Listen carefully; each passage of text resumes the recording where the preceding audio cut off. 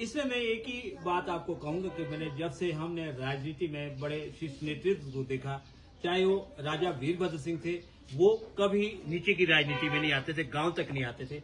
और डॉक्टर राजाराम शास्त्री है, उनकी राजनीति को हमने कभी ऐसे फील्ड में नहीं देखा कि वो पंचायत लेवल तक आते थे या वार्ड मेंबर तक आते थे।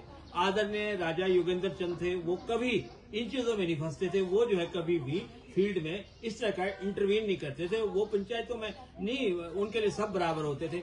इसी तरह से डॉक्टर सुभाष मंगलेट है, वो भी कभी मैंने नहीं कभी उनका टेलीफोन नहीं सुना है। ऐसा नहीं मुझे लगा कि इसको करो, उसको करो, इसको मेंबर बनाओ, इसको वो करो।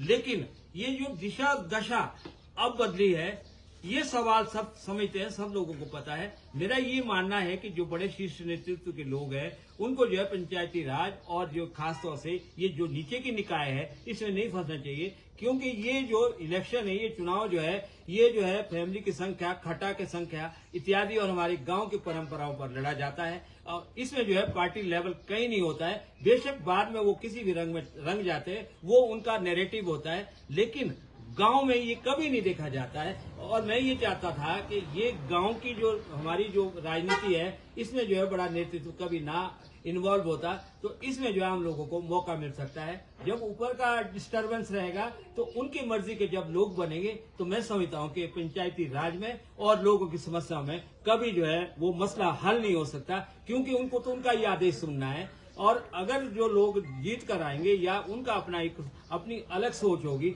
वो उस बात को उठा सकते हैं। आप जैसे पंकज जी कहा कि सड़कों की बुरी हालत है, आप देखेंगे जाएंगे, ये पता नहीं लगता गड्ढे में सड़क है या सड़क में गड्ढा है, ये समझना और पहचानना मुश्किल है। अब बरसात आने वाली है, आपको ये सारी चीजें बरसात में दिखेगी। जो गड्ढे अभी आपको नहीं दिखेंगे, वो बरसात में जो है तालाब दिखेंगे सड़कों पर। इस दशा और दिशा में हम जी रहे हैं, और हमारा समय तो चलो जैसे मर्जी है। आने वाली पीढ़ी जो है इस बात से बहुत चिंतित है, युवा जो है बहुत दुखी है इस बात। देखिए, राजनीति तो पहले भी इसी तरह की थी, लेकिन थोड़ा सा बदलाव अब जो हम देखने को मिल रहा है कि अब जो नुमाइंदे हैं वो हमारे कहीं ना कहीं डिवीजन करना चाहते हैं।